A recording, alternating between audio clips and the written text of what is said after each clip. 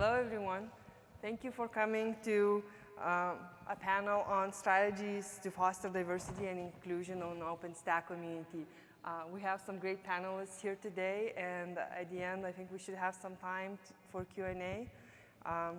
So I'll start by introducing myself. I am Agli Sigler, and I work at Rackspace. I'm also one of the directors on the OpenStack board. Diversity is something that's very important to me because, well, I would like to see more women and more diverse people in the OpenStack community in general. So the panelists I have today are Nicole Huseman from Intel, Amy Marish from Linux Academy, Alison Randall from SUSE, Daniel Izquierda from Bitergia. And I'll let them introduce themselves. Daniel, you want to start? Okay, so hello everyone, my name is Daniel, I'm one of the founders of Bitergia. Basically what we do is we analyze and produce metrics about open source communities. Alison Randall, I'm a distinguished engineer at SUSE and also president of the Open Source Initiative and on the OpenStack board. So I've been doing open source for about 20 years, even though the name has actually only existed for about 18. And most of my experience is participating in open source communities as a developer, as a project leader, but then also working with companies to help them collaborate better in open source. My name is Amy Marish. I'm an OpenStack course author at Linux Academy. I've been involved in tech for maybe longer than Alison. I've been everything from a dev manager to operations, director of operations, open source as well as internal. And my name is Nicole Huseman. I am a community and developer evangelist. I've been in the technology industry for about 17 years. I've worked in open source at Intel for the last 6. And I work in Intel's software and services group, specifically in the Open Source Technology Center. Thank you. So Daniel, you mentioned that you have a company that works on the data. Can you provide us with some data in terms of where we are today in terms of diversity and inclusion in OpenStack community? Yeah, so let me start bringing some context. So if you look basically on the internet, you have some numbers about big companies like Google and Pinterest and others. What they are claiming is that their workforce for women is around 30% in their companies, while in the tech teams is something between 15 and 20%. So we have that context from the big players, let's say. Then we started to produce some numbers about the OpenStack project teams in Tokyo Summit with some conversations with Nithya Raff, she's currently in Comcast. So for us, we presented some numbers about the OpenStack project teams' gender diversity. Basically, the numbers are around 11% for the last year. So we are talking about that 11% of the population of the technical contributions, so basically work in Git and Gerrit, what we are analyzing is around that 11%. Then we proceed with the Linux kernel that I felt was perhaps a bit more aggressive environment. And numbers are quite similar, so they are around 10.5% of the population. And then I went for trendy technology like Hadoop. Numbers are a bit lower, so they are around 8%. So this is basically the numbers we are producing. Then, by the way, we are now working with Intel to produce numbers for hopefully useful for the Women of OpenStack working group. The idea is to have questions from the audience, from this Women of OpenStack working group, to help them to make decisions. So I remember there's a wiki with challenges detailed by this group. Probably we can help them from a quantitative point of view, and this is probably one of the goals of this project here. Then just another remark, we were also, we were analyzing the PTL's name, basically, and the people there. So as far as I remember from the YAML provided by the foundation, there are around 60 people, and 3 of them are women. So we are talking of 5% in terms of leadership, but it's probably quite interesting as well. So this is basically all. Do you have any data on other underrepresented minorities in these communities? Not so far. One of the things, and if there's someone from the OpenStack Foundation board, so, we would love to have access to the members' membership information. As some of the people are providing such information, of course, it's private information, but we would love probably to anonymize that information and produce those numbers, because this is probably the only way we have for this. Just to say, from a more technical point of view, what we were doing was to analyze the first name of the developers. We are talking about 10,000 different identities. For those, we were doing then heavy time-consuming manual policing for that data. And then those are the numbers that we are producing. Thank you. So clearly there is a big gap in terms of women, and I'm assuming other underrepresented minorities in OpenStack and other open source communities. Alison, what roles do you think elements like culture and language play in this? Yeah, so I think the key principle here is empathy, and that is realizing that if you can sort of imagine yourself in someone else's shoes, you can see what they might be dealing with that hinders their activity. You sometimes hear people say, well, why don't they just X? Not realizing that there's a very good reason that X is more difficult for them than it is for someone else.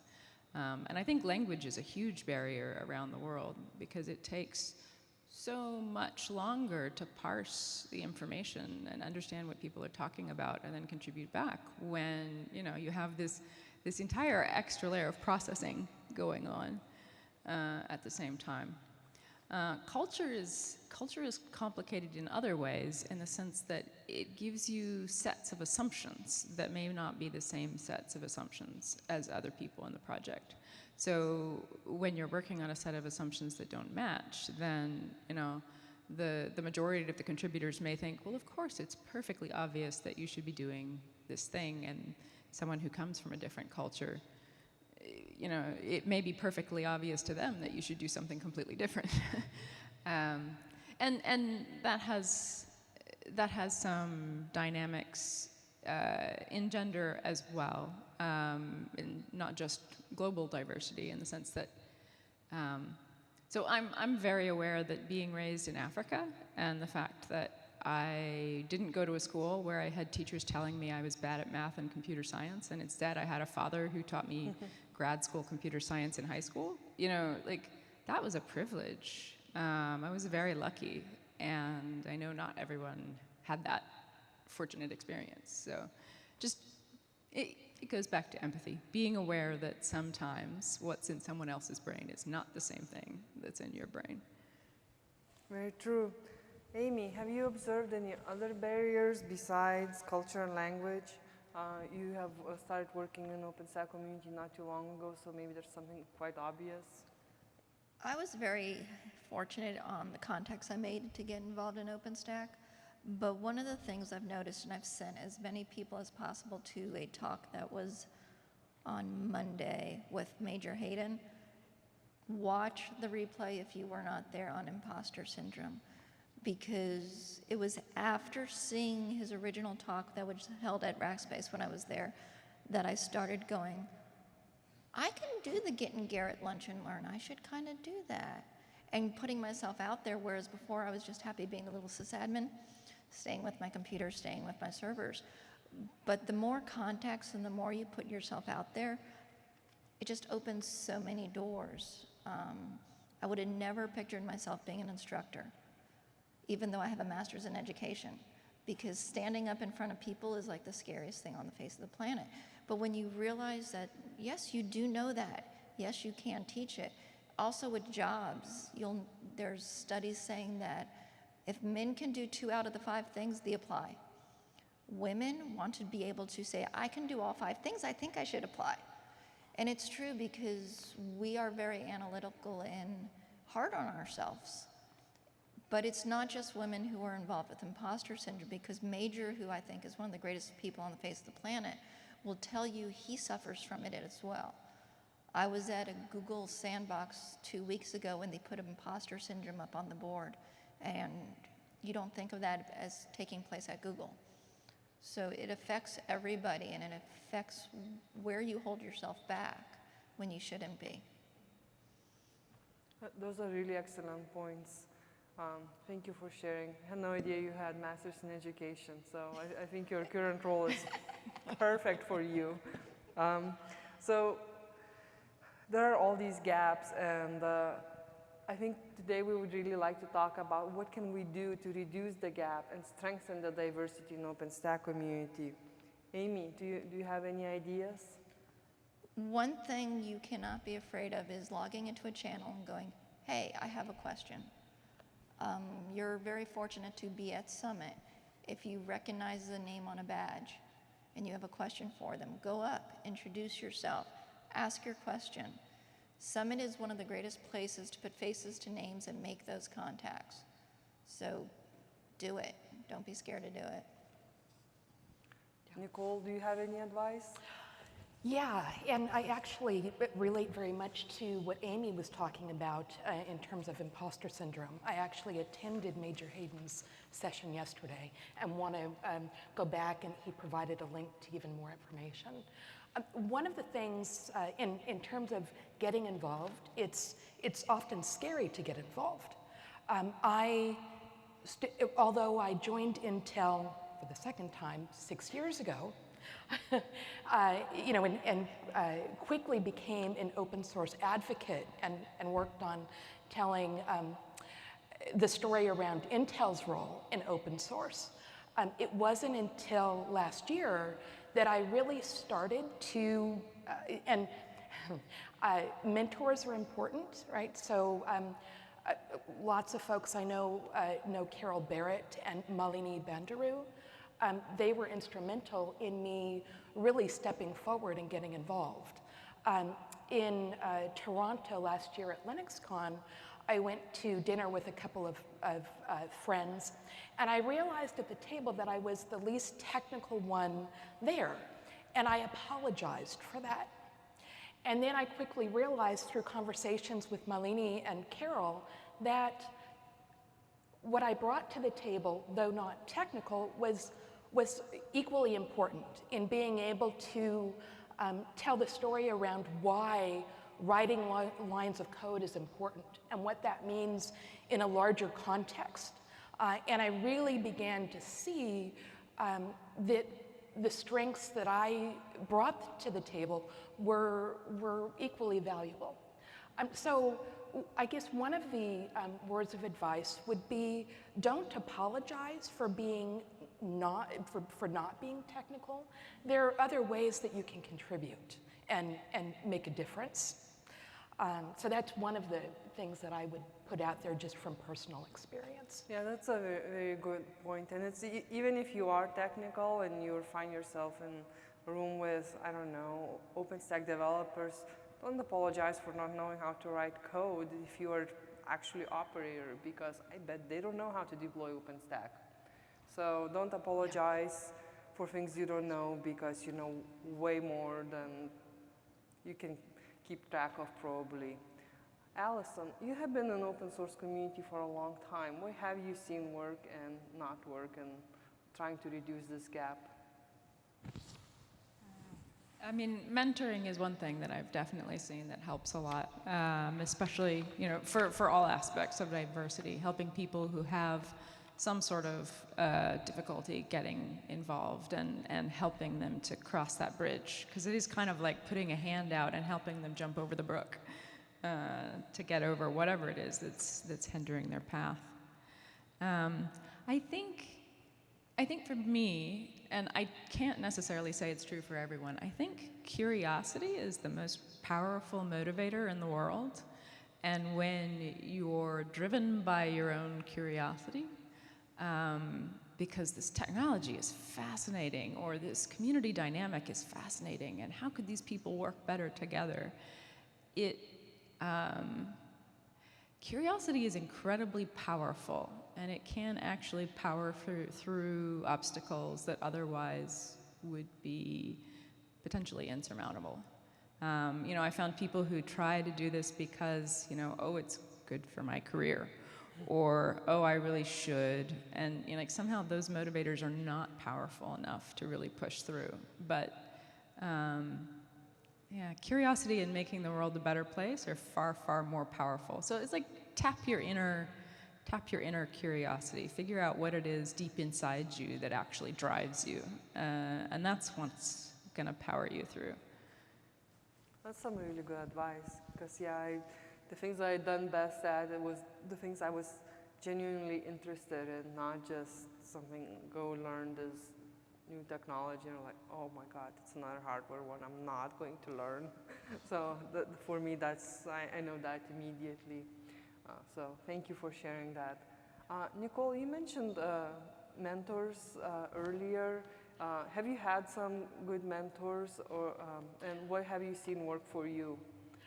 I have been extremely fortunate. I grew up with a father in the scientific field. He works in physics.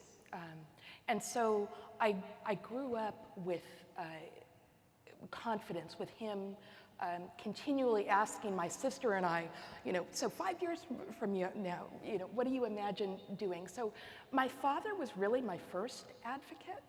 But I've also been fortunate enough across the length of my career to have some really great, I mentioned Carolyn Malini, but some really great male advocates who have been instrumental in providing me with air cover, so to speak, or making sure that I had a voice in the room at the table. Both on the hardware side of life, I used to work at Tektronix, and I have several guys there who were still very good friends, and then on the Intel side as well. And they have been the importance of male allies, the role that male allies play in really increasing what Daniel talked about originally, the 10 to 11%, I think is really critical, the role that they play.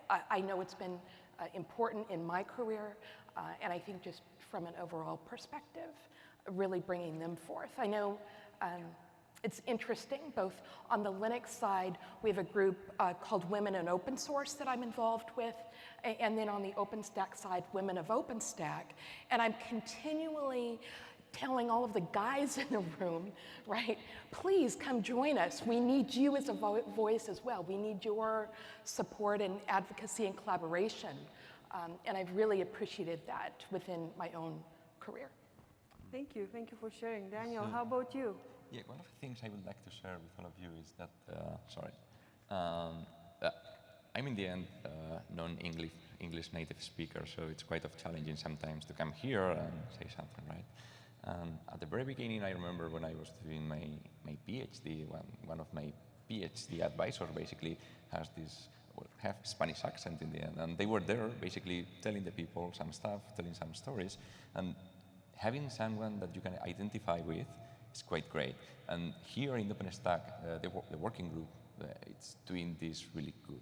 I attended the Barcelona breakfast for Women of OpenStack, and basically what you see there is people that you can identify with.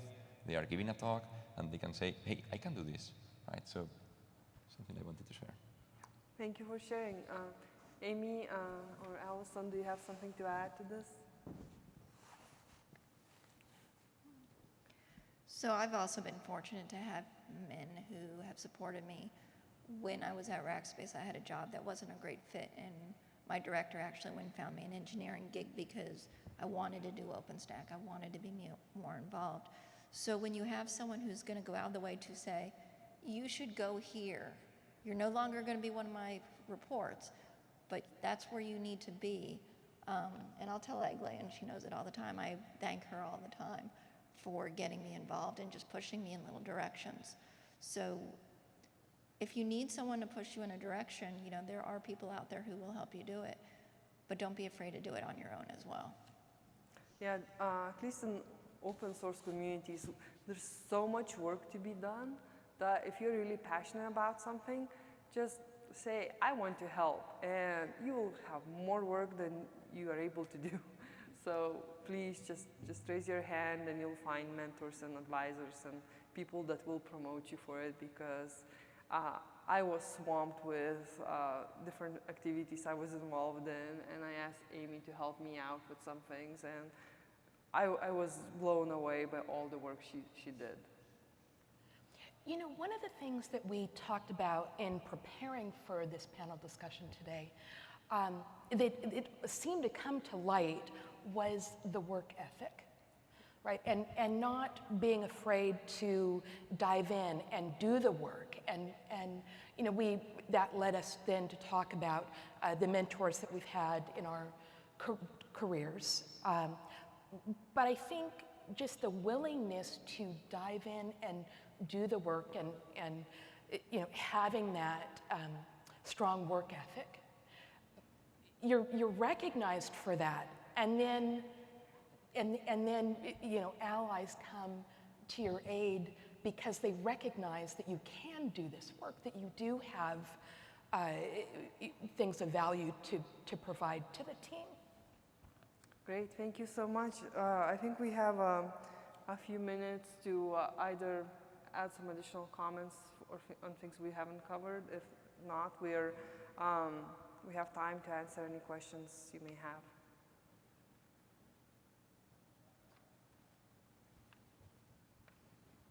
How are you doing? Hi. I'm Van Adams from RHS Market. I actually have two questions, but I'll just start with one for right now. You talked a lot about mentorships, which I think are very important, especially as people progress in their careers, for everyone, regardless of their cultural background. So with that being said, are there any things that you're doing kind of right now to kind of pay it forward in terms of, you know, you guys, at least some of you mentioned, have great mentors, but are you also kind of mentoring others who may be facing some of the challenges that you had as you started to develop in your career? So one thing that took place on Monday was the Women of OpenStack speed mentoring, which is just really short, split up into technical tables and career tables, and we moved the mentors around to the different tables to speak to people. But we also have the long-term mentoring. I put in that I could do career or technical, so I actually have a career mentee who is here at the summit, and we touched base. And it's a program that allows you to get as much out of it as you want to. And if you don't have a mentor who's going to reply to you, let us know, because we want that interaction. And you know, me at one company talking to somebody at another company, we do different things, but there's certain things in my career that I did. I mean, I'd tell her, don't overcommit. When you commit to something, make sure you follow through 110%, because it's noticed if you don't. On the technical side, if you want to learn something new, don't be afraid to ask for training. Don't be afraid to go and talk to people and ask questions. Personally, I always have several women that I try to mentor at Rackspace. Either someone that got introduced to me by someone that said, hey, this young woman could use a mentor, or this person would really like to advance in this field. But also, not only do I have personal mentors, but at Rackspace we have several programs for mentoring. So if your company doesn't have a mentoring program, that, you know, see if either you can start one or find someone that will help you do it.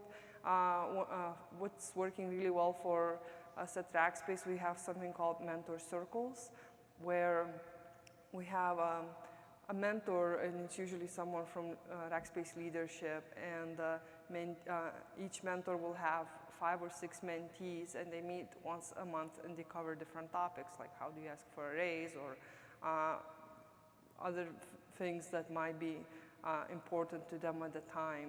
And that model really works well, especially for some people that it may be their first exposure to mentoring, and it's easy to sign up. So that program really works well for us, and I hope that other companies have something similar. I know you, Nicole mentioned that Intel has mentoring programs as well. Yeah, Intel has extensive mentoring programs, indeed. So I have the long-term forms of mentoring, mostly in actively recruiting diverse board members for OSI, and then mentoring them. Like I'm mentoring 2 people that might potentially be the next president, and people in OpenStack and also at my job. But there's another form of mentoring that I think maybe doesn't get mentioned as often, and it's almost a more on-the-fly sort of mentoring. And that is, you meet someone new at a project and encourage them to give a talk, or encourage them to go for core, and it may only be a sentence that you say to them, but you would be amazed what an impact that one sentence can have on that person's life. So it's worthwhile just looking for even the very lightweight mentoring opportunities. Yeah, that's very true. And personally, like, I have mentors, but they probably don't know that they're my mentors, because I'll just go to them and say, hey, Alison, what do you think of this? I am thinking of doing this. What do you think the best steps are? So don't be afraid to ask. It does not have to be a formal relationship. It's great if you have one, but if you don't, go and ask people. Anyone you admire, if they're not willing to talk to you, find someone else. But most of the time, people are really willing to help and ready to answer questions. How about you, Daniel? Yeah, I wanted to share a couple of thoughts. So in terms of mentorship, the outreach program seems to be quite interesting for the numbers, because there are some peaks of activity there attracting women, so right. It works. Something that we would like to have is to understand how the retention rate is in this case. The second one are the OpenStack summits. So after some weeks, the OpenStack summit, a new bunch of women come to contribute in a more technical way. So it's quite interesting. Awesome. Yeah, so it works. Oh, I'm so glad to hear that. Yeah. And I'm sure the Women on OpenStack training that Amy helps out with, I'm sure that helps tremendously a lot. So thank you, Amy. Any other questions? So I think one of the things that hurts us with diversity is that it's not that I don't think women think they can be in tech or think they have the skills, but sometimes it's not marketed real well to women, where like sometimes women have things they look for in their job that are more important to them, like what impact they'll make on society or how they're contributing back, and these social aspects of working on teams and stuff. Do you feel like there are things that we could do within our community to sort of, because I think that, there are great use cases where OpenStack and being part of the community, really can, make a difference and be used for positive change in our world. Do you think there are opportunities to maybe market ourselves and our community a little bit different to attract people looking for different job satisfaction factors? Yeah, I definitely think so. I think the doing good for the world aspect of OpenStack is not advertised well enough. I was really glad to see the keynote yesterday, the last keynote, Snowden, just talking about, remember, this really is, we're doing good for the world here. We're protecting the rights of, future generations through technology. So, and I think things like that are really important, and we don't talk about them enough. Yeah, so everyone here has a job. You have to tell people how awesome OpenStack is and that it's saving the world in one way or another. And I know it seems like, oh, well, it's just easy to tell people, but I think we all have to encourage everyone, like whether it's women, diversity, or just young adults that are looking for their career and thinking, it's like, okay, what am I going to do, right? They're looking up at Google, Amazon, Microsoft, because those are the names that they're familiar with, but they may not have been exposed to open source. So tell them about open source, whether it's OpenStack or another open source community, have them get involved, try it out. I think software development and software in general is a great career for women. When I was in college, one of my professors said, told me that she believed that women were a lot better at writing code, that it was a great field for women because it let them express their creativity and problem-solving skills at the same time. So that really stuck with me, and I'm like, yeah, I can do this. This is great. So please encourage people you talk to that are searching what to do next and are wondering like what their purpose in life is or what they want to do. I think that's also part of the larger storytelling that I was talking about earlier was why do these lines of code mean anything, right? I mean, what does this, right? I started to focus on Intel's core Linux enabling in persistent memory and compute accelerators, that kind of thing. And what I'm doing now is to say, okay, this does make a difference to artificial intelligence, to machine learning, to deep learning. And why is that important? Well, it allows us to do X, Y, and Z. And you know, that's actually one of the reasons that I became such a big open source advocate 6 years ago, right? When I first started my career in open source, was the do good. Gee, it actually, you know, it has an impact in the world, and yeah, I think it's really important to communicate what that impact is. I think we have time for one more question. Hey, so I was curious because OpenStack is largely viewed as one of the more corporate-sponsored open source movements, and that a lot of people who work on, most of the people who work on OpenStack are full-time employees at companies that are investing in it. If there had been any work or thoughts of work to kind of work with those companies directly on their diversity and their sort of programs, because obviously they're the ones that are doing the hiring and sort of making the policies that may or may not be attractive to women or people of color.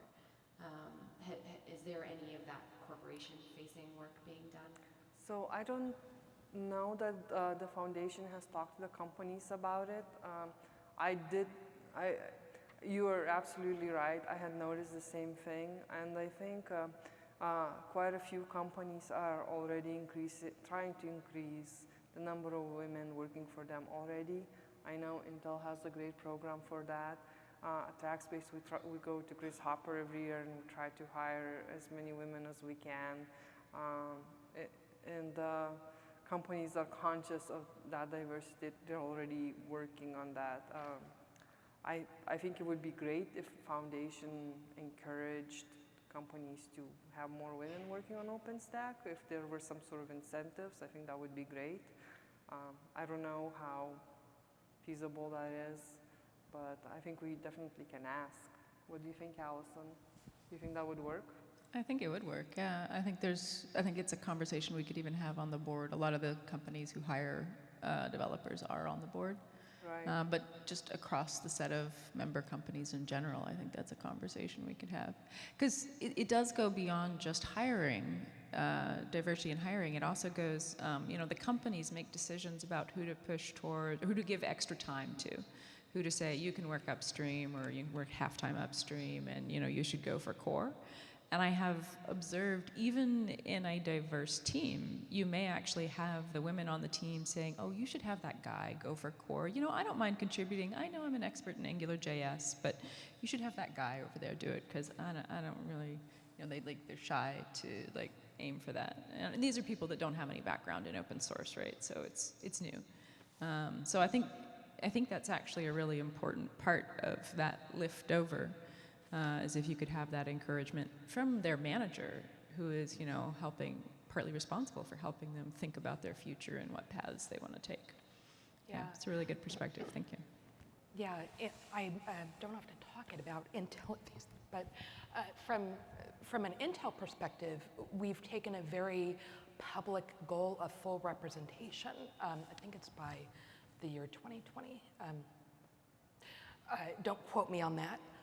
On the year, but we actually publish twice yearly reports against the public goal that we've taken. And Alison is right, it isn't just filling the diverse hiring diverse folks, but Also, once you hire them, do they land in a place that's a great place to work? And I think, you know, in just reading some of the reports that Intel publishes, you know, we have a, we're doing well against the diverse pipeline piece of it, but do we have an inclusive environment? I think that we place a big emphasis there as well. Do we land in places where we're appreciated and valued, and the environments are welcoming and safe environments in which to work? Thank you. I think we're out of time. Thank you, Nicole, Amy, Alison, and Daniel for being our panelists today, and thank you everyone for coming and for great questions.